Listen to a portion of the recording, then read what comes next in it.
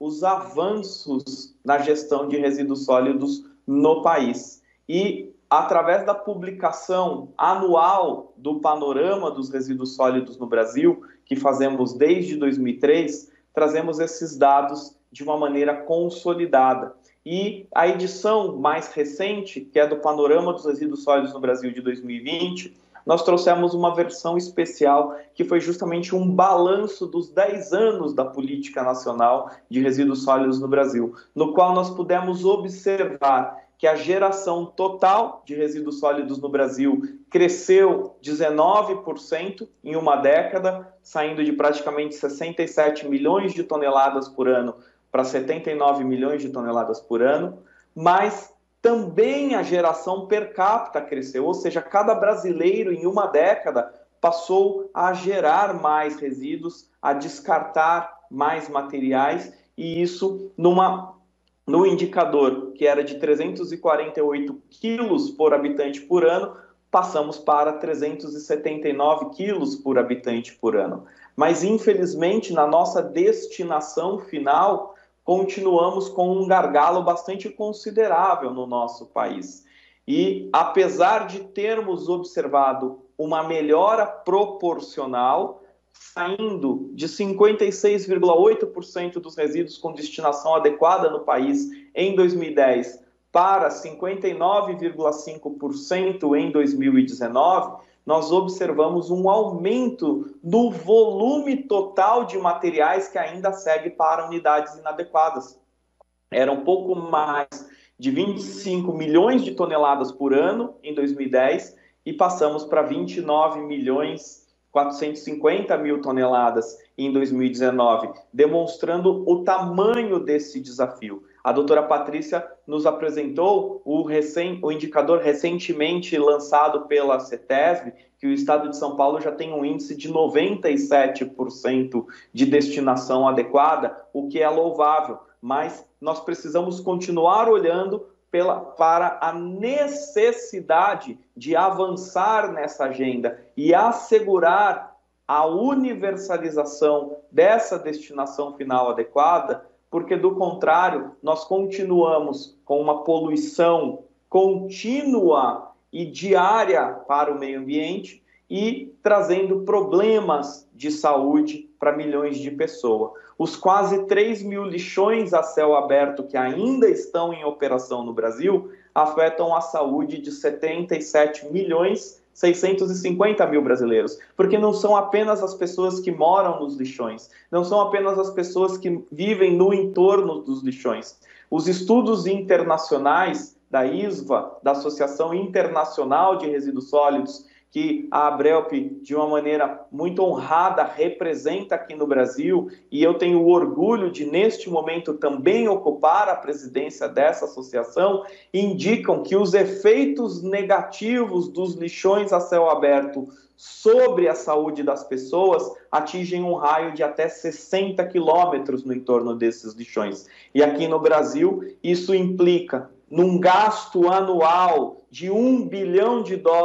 por ano para justamente remediar o passivo ambiental e tratar da saúde das pessoas, e uma perda de 14 bilhões de reais por ano com os recicláveis que são descartados nesses lixões e deixam, portanto, de serem aproveitados. Se nós mantivermos o mesmo ritmo que foi observado nessa última década, ou seja, na década da vigência da Política Nacional de Resíduos Sólidos, o país ainda vai levar 55 anos para erradicar os seus lixões, o que demonstra a urgência de trazermos elementos, instrumentos e novas medidas para que a gente possa reverter essa tendência, reverter este quadro. Isso somado ao fato de que a perspectiva atual nos indica de que até 2033 o país estará gerando 100 milhões de toneladas de resíduos sólidos por ano. Ou seja, estaremos trazendo uma maior pressão sobre estes serviços de limpeza urbana, sobre os sistemas de gestão de resíduos sólidos, demandando novas infraestruturas, demandando novas oportunidades de aproveitamento desses resíduos sólidos. Isso porque o Brasil, comparado num cenário internacional dos países que estão no mesmo grau de desenvolvimento e têm a mesma faixa de renda, o mesmo PIB, na mesma média do PIB do Brasil, nós ainda estamos bastante atrasados com relação a 3 itens principais do nosso sistema. Nós temos um índice de cobertura global, na média desses países, de 90%, o do Brasil de 92%, mas aqui a gente precisa destacar basicamente de coleta regular, ainda temos poucas iniciativas de coleta seletiva. Na questão da destinação adequada, esses países na mesma faixa do Brasil têm cerca de 70% de destinação adequada, nós temos aqui no Brasil 59%, e novamente aqui um destaque para o estado de São Paulo, com um índice superior a 95%, e na valorização dos resíduos sólidos, na recuperação, na reciclagem, esses países apresentam um índice de 16% e o índice nacional é de 4%. Então aqui mostra realmente o quão distante nós estamos e o quanto nós precisamos avançar para chegar minimamente nesses indicadores positivos nacionais. E isso é totalmente possível porque quando nós olhamos a composição gravimétrica dos resíduos sólidos urbanos no Brasil, também um dado inédito trazido pelo panorama dos resíduos sólidos da ABRELP de 2020, uma atualização do último dado que era de 2012, nós observamos que temos pouco mais de 45% de matéria orgânica, que apresenta potencial de aproveitamento. Temos ali cerca de 33%, 1/3 dos nossos resíduos são de materiais recicláveis, então que tem um potencial também de aproveitamento, de recuperação, e algo em torno de 14% que são rejeitos, que daí demandam outras alternativas, muitas vezes não disponíveis tecnicamente ou que não são economicamente viáveis. Tudo isso nos indica que nós temos os elementos necessários para romper com o paradigma atual, que é de uma perspectiva linear de gestão de resíduos sólidos, e avançar para um modelo circular, avançar para um modelo em que a maior parte dos resíduos sólidos passa por um aproveitamento, por uma recuperação, por uma reciclagem. Temos o potencial de recuperação da energia desses resíduos e apenas os rejeitos são encaminhados para a disposição final em aterros sanitários. Este é o mandamento da nossa lei, este é o mandamento da Política Nacional de Resíduos Sólidos, que está vigente desde 2010, mas que, de acordo com os dados apresentados, ainda não conseguimos implementar, ainda não conseguimos trazer na prática, porque faltavam, melhor dizendo, princípios fundamentais para sustentar e subsidiar esta transição, para apoiar este processo de aperfeiçoamento da gestão e do gerenciamento de resíduos sólidos, principalmente dos serviços de limpeza urbana, em atendimento ao que dispõe a Política Nacional de Resíduos Sólidos. E muitas dessas lacunas foram justamente superadas com a edição do novo marco do saneamento, com a edição da Lei 14.026 de 2020, sancionada em 15 de julho de 2020, portanto, recém-completados um ano, que atualizou realmente a Política Nacional de Saneamento Básico no Brasil, a Lei 11.445 de 2007, que passou a contemplar, dentre os seus princípios fundamentais da prestação desses serviços essenciais, desses serviços que nos próprios termos da lei são especializados, da universalização do acesso, da efetiva prestação, da integralidade na prestação desse serviço, ou seja, da sua prestação de forma integrada para maximizar a eficácia das ações e dos resultados, trazendo 3 princípios fundamentais que eu considero da maior relevância, que é de que os serviços devem ser prestados com adequação à saúde pública, à conservação dos recursos naturais e com proteção do meio ambiente. Uma ênfase bastante relevante no princípio da regionalização e na seleção competitiva do prestador. Também no novo marco, indicando que para o exercício da titularidade desses serviços, que no caso da limpeza urbana e manejo de resíduos sólidos, a lei indica como sendo dos municípios, este titular deve formular a sua política pública de saneamento básico, elaborando os planos de saneamento, que também nos termos da lei para resíduos sólidos podem ser planos específicos, como instrumento, como elemento fundamental para qualquer mudança, para qualquer avanço que se pretenda fazer, temos que estar apoiados nesse plano.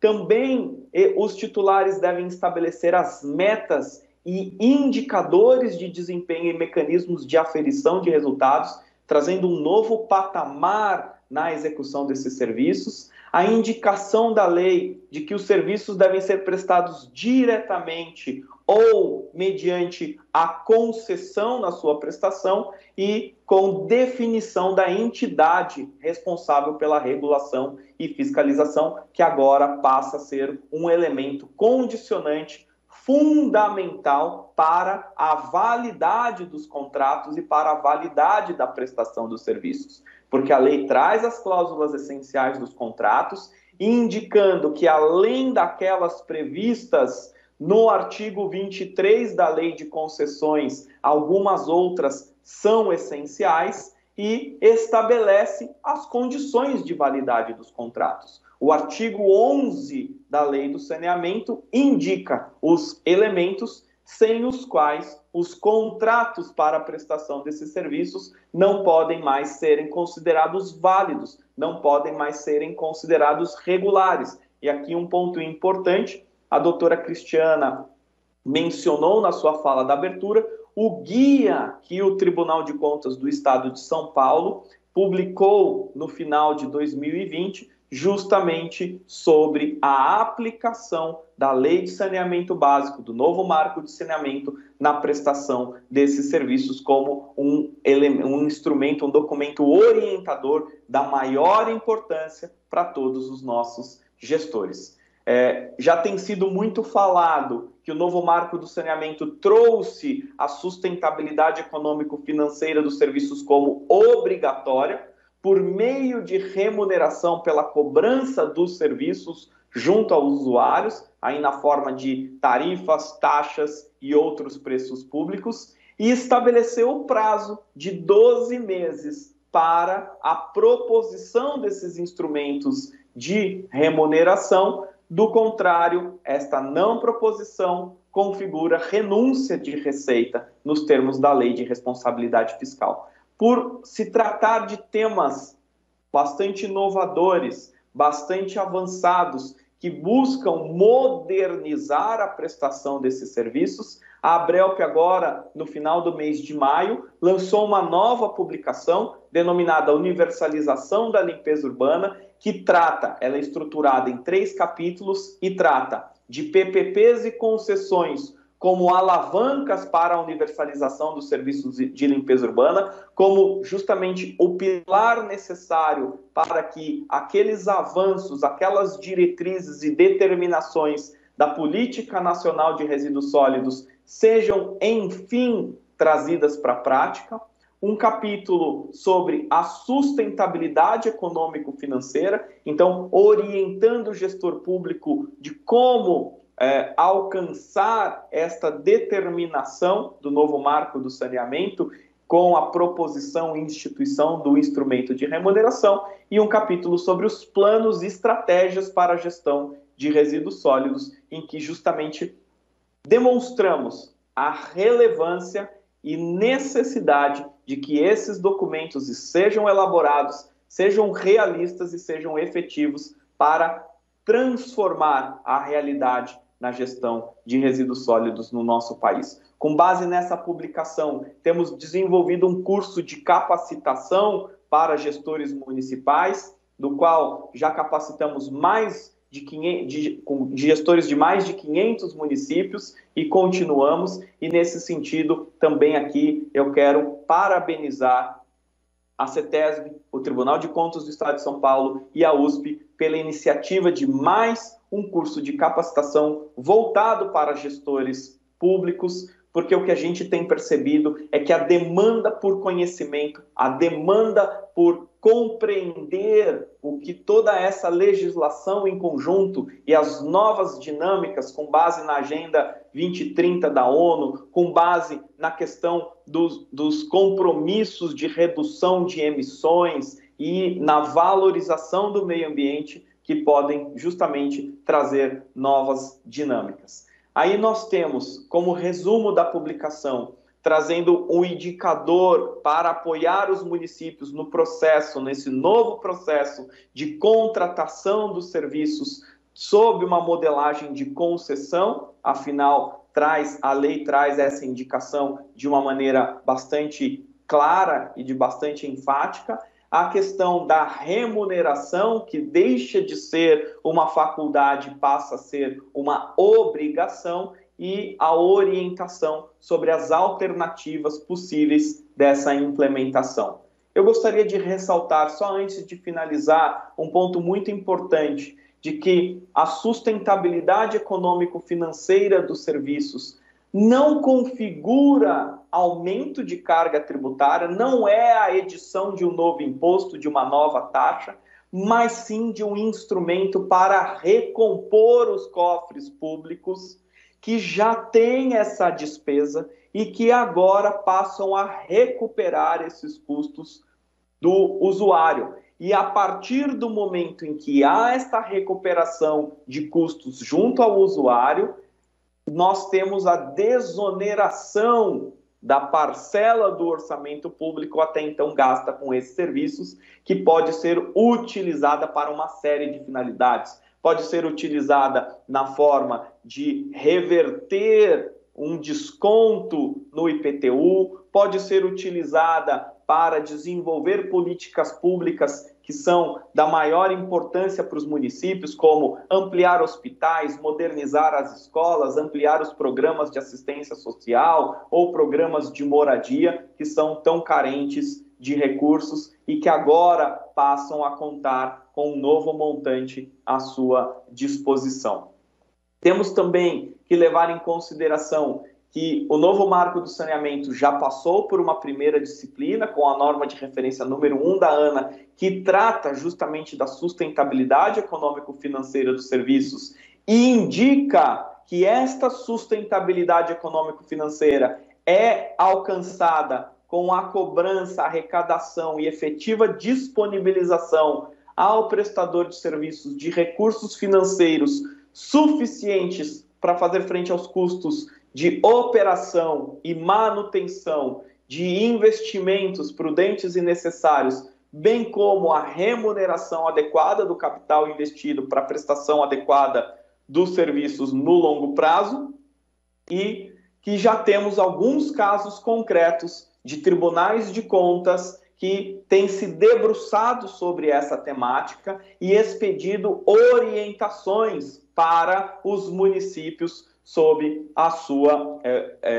abrangência. Então, temos casos do Tribunal de Contas do Tocantins, do Tribunal de Contas do Paraná, do Tribunal de Contas do Espírito Santo, e temos acompanhado também a dedicação com que o Tribunal de Contas do Estado de São Paulo tem dado, a atenção que tem dado para esta temática, agora, diante de uma nova disciplina legal, diante de novas disposições e diretrizes que mudam o paradigma anterior e trazem aí a possibilidade do país avançar nessa agenda prioritária, com a aplicação do princípio do poluidor pagador na prática e com a utilização de um importante instrumento de justiça tributária e social, porque da forma com que esse custeio hoje é feito, nós não temos aí uma equanimidade, não temos justamente o princípio da isonomia, porque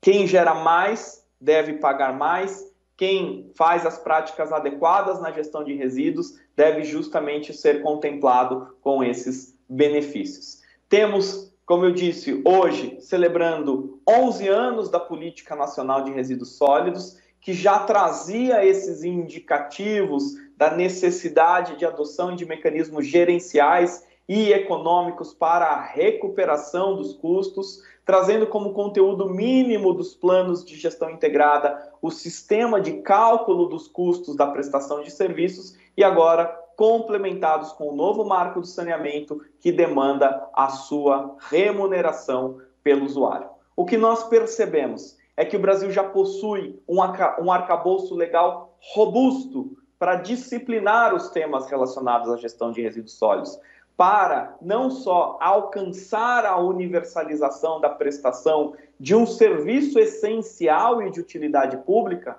mas trazer ganhos para a qualidade de vida, melhorias para a saúde das pessoas e proteção do nosso ambiente,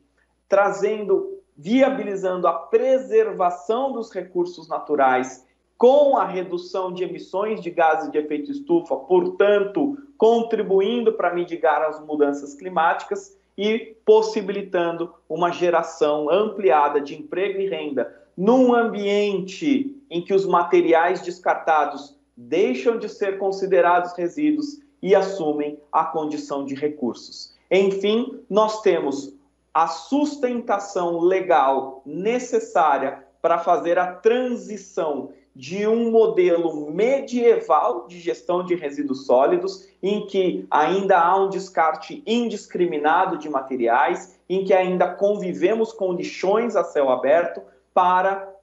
que a gestão de resíduos sólidos no nosso país venha dando passos concretos em direção ao século XXI e possa sustentar a transição para um modelo de economia circular. O Estado de São Paulo já está nesse direcionamento, o Estado de São Paulo já está com as bases sólidas para que realmente possamos sustentar toda essa transição, para que possamos avançar nessa agenda e temos agora os elementos necessários e eu tenho certeza que este curso que será lançado hoje, ele vem complementar com a peça que falta para conscientizar e capacitar os nossos gestores públicos na aplicação direta dos princípios legais, dos conceitos técnicos e da pertinência dessa agenda prioritária para a nossa sociedade. Então, eu novamente agradeço muito a atenção de todos.